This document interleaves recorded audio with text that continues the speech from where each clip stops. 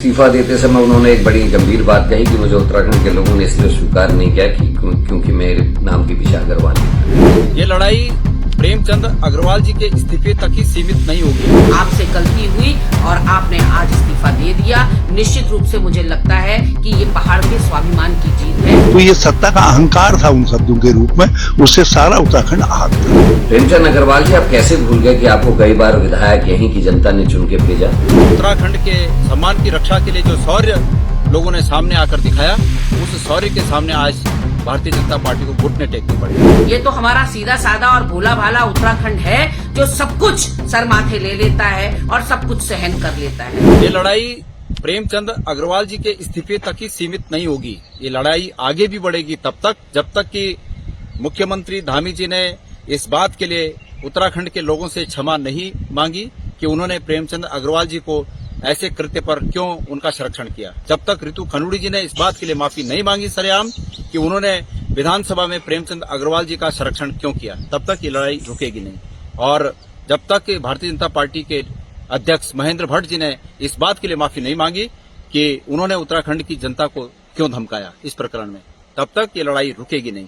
और अब इस्तीफा हुआ है तो इस्तीफा इतने दिनों बाद इसलिए हुआ कि उत्तराखंड के सम्मान की रक्षा के लिए जो शौर्य लोगों ने सामने आकर दिखाया, उस शौर्य के सामने आज भारतीय जनता पार्टी को घुटने टेकने पड़े हैं। लेकिन पुनः एक बार कहना चाहूंगा कि ये लड़ाई तब तक अधूरी है, तब तक ये लड़ाई अधूरी रहेगी जब तक कि ये तीनों लोग सरेआम माफी न मांगे उत्तराखंड की जनता से। प्रेमचंद अग्रवाल जी ने आज इस्तीफा दिया है और इस्तीफा देते समय उन्होंने एक बड़ी गंभीर बात कही कि मुझे उत्तराखंड के लोगों ने इसलिए स्वीकार नहीं किया क्योंकि मेरे नाम के पीछे अग्रवाल लिखा है।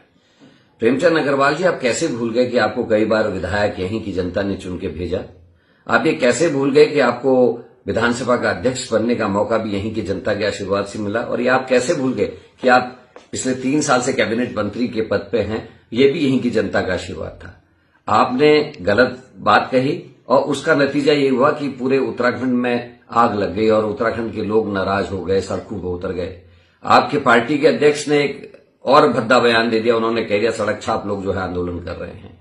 तो ऐसी चीजों से लोगों में उद्वेलना आती है, लोग नाराज होते हैं। आपको कैसे भूल गए? आप खुद आंदोलनकारी रहे हैं कि जिस प्रदेश का गठन लोगों की शहादत पे, लोगों के जेल जाने से, लोगों की प्रताड़ना के साथ हुआ हो, उन लोगों को आप कैसे अपमानित कर सकते थे?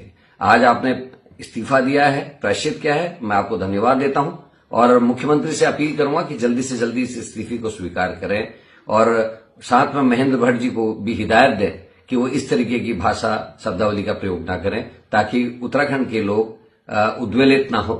मैं धन्यवाद देना चाहता हूं तराई के लोगों को, भाबर के लोगों को, पर्वतीय क्षेत्र के लोगों को, जौनसार के लोगों को कि उन लोगों ने सभी ने मिलकर इस लड़ाई को लड़ने का काम किया और उत्तराखंडियत की इस लड़ाई में आप सब साथ थे। इसके लिए मैं आप सबको धन्यवाद देता हूं, आप सबको सैल्यूट करता हूं। भाजपा को इस्तीफा दे करके यदि वास्तव में उन्होंने इस्तीफा दे दिया है तो उन्होंने और बड़ी फजीहत से थोड़ा बचा लिया, लेकिन फिर भी लोग भाजपा को माफ नहीं करेंगे क्योंकि भाजपा ने बचाने का हर संभव प्रयास किया। इसको उन्होंने पहाड़ी, मैदानी कुछ और रूप भी देने की कोशिश की, लेकिन अनंतो गत्वा चीजें सब सामने आ गई। सब सारा उत्तराखंड नारसुन से लेकर के भटवाड़ी तक और जसपुर से लेकर मुंशियारी तक पूरा उत्तराखंड, हर व्यक्ति उत्तराखंडी समाज का। आपके जब एक समाज के लिए ऐसे शब्दों का इस्तेमाल करोगे, दूसरे के लिए भी ऐसे शब्दों का इस्तेमाल करोगे। मंत्री प्रेमचंद अग्रवाल के इस्तीफे को मैं उत्तराखंड की जीत, उत्तराखंडियत की जीत के रूप में देखती हूं और कहना चाहती हूं बहुत देर कर दी मेहरबान आते आते, इसलिए क्योंकि लगभग 22 फरवरी के आसपास ये बयान प्रेमचंद अग्रवाल के द्वारा दिया गया और आज ऑलमोस्ट 1 महीना होने को है, लेकिन ना संगठन ने कोई कदम उठाया और ना सरकार ने कोई कदम उठाया। यदि तत्काल रूप से प्रेमचंद अग्रवाल को उनके पद से बर्खास्त कर दिया जाता, यदि भाजपा की सदस्यता से उनको निष्कासित कर दिया जाता, तो जो घाव पहाड़वासियों के दिलों में उन्होंने दिया अपनी बदजुबानी से, अपने बड़बोलेपन से, अपनी बदतमीजियों से, उस पर शायद कुछ हद तक मलहम लग पाता। लेकिन यहां न सरकार ने कुछ किया और न संगठन ने कोई एक्शन लिया और धीरे धीरे लोगों का आक्रोश बढ़ता चला गया। कोई भी और प्रदेश में रहकर आप वहां के प्रदेशवासियों को गाली देने की सपने में नहीं सोच सकते। ये तो हमारा सीधा साधा और भोला भाला उत्तराखंड है जो सब कुछ सर माथे ले लेता है और सब कुछ सहन कर लेता है। लेकिन इस बार कुछ ज्यादा हो गया था।